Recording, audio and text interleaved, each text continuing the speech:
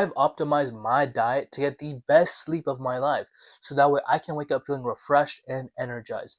And I've read over 50 studies about optimizing sleep.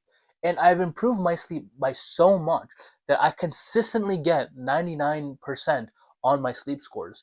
And in this video, I want to help you optimize your own diet so that way you can wake up and get the best sleep of your life. And the first tip that I'll give you right now is to stop drinking coffee way too late in the day. Studies show that when you drink coffee way too close to your bedtime, it blocks adenosine. And if you don't know what adenosine is, it's basically like the desire to fall asleep.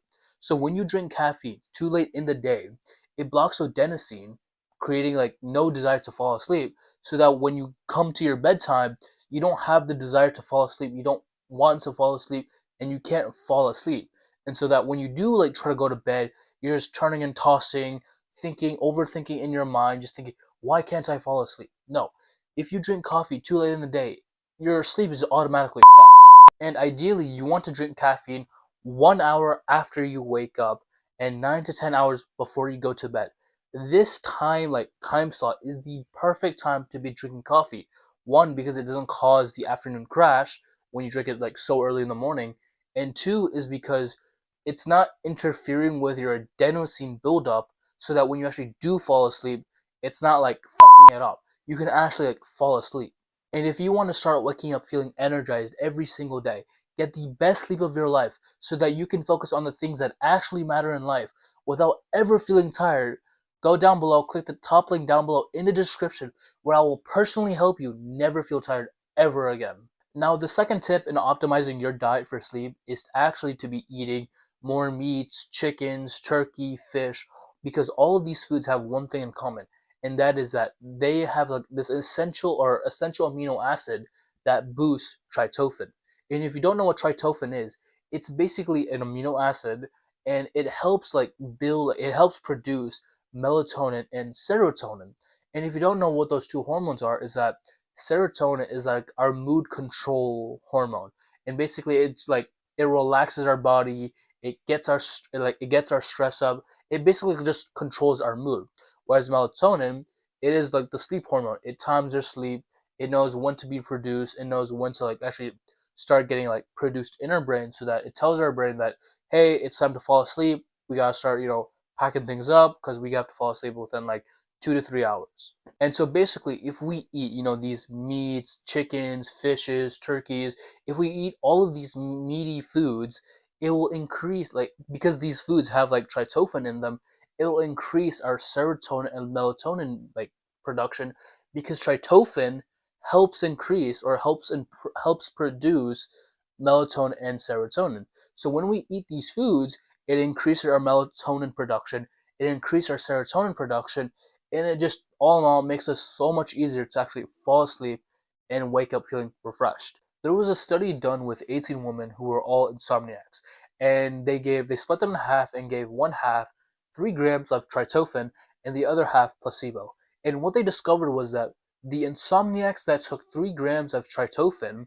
discovered that their sleep latency was significantly reduced by like a fuck ton, right? So typically those insomniacs took like 40 minutes or more to fall asleep, and what they found is that it took them less than 20 minutes to actually fall asleep.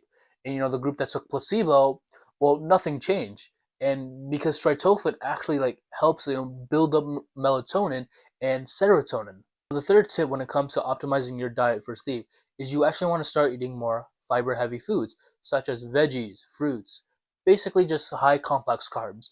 And the reason we do this is because it slows down your digestion and stabilizes your blood sugar levels. And basically, this means that fewer nighttime crashes and spikes, which can possibly like interrupt sleep. And because we're eating more fiber heavy foods, it's not gonna happen. It's not gonna do that. We're not gonna get any of those spikes.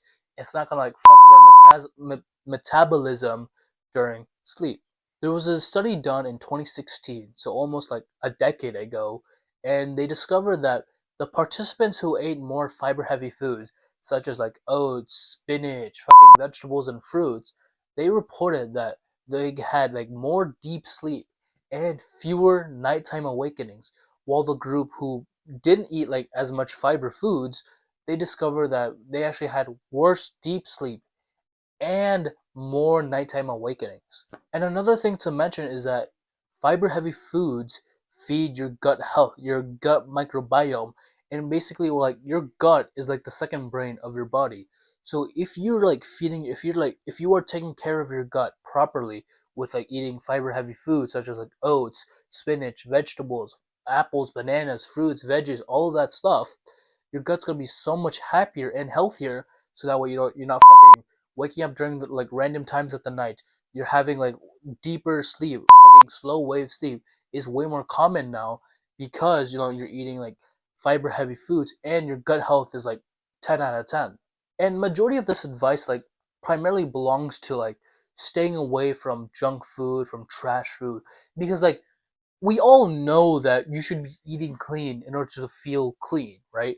You are what you eat. So if you're like stuffing your mouth down with fucking burgers, French fries, sugary snacks, sweets, you're obviously gonna feel a lot way like shit, right? Because you're not giving your body like proper food, you're not giving it nutritious food, and because you're not doing that, your body just automatically feels like shit.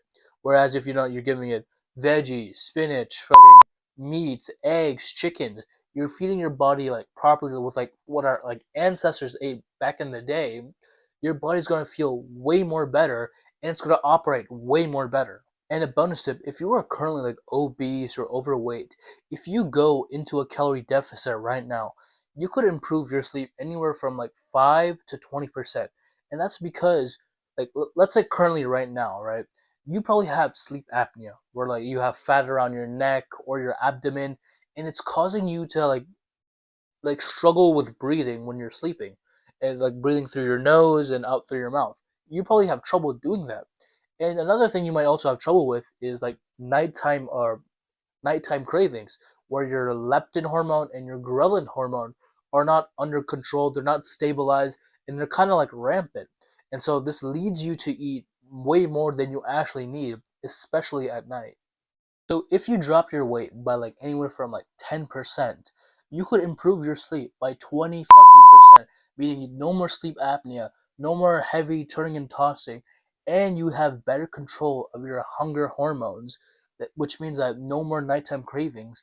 You can fall asleep way easier and stay asleep for much longer.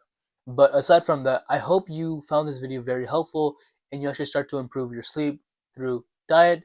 And again, if you want to get the best sleep of your life and you want to wake up feeling refreshed and energized and you don't want to feel tired ever again, go click the top link down below in the description because I will personally help you never feel tired ever again.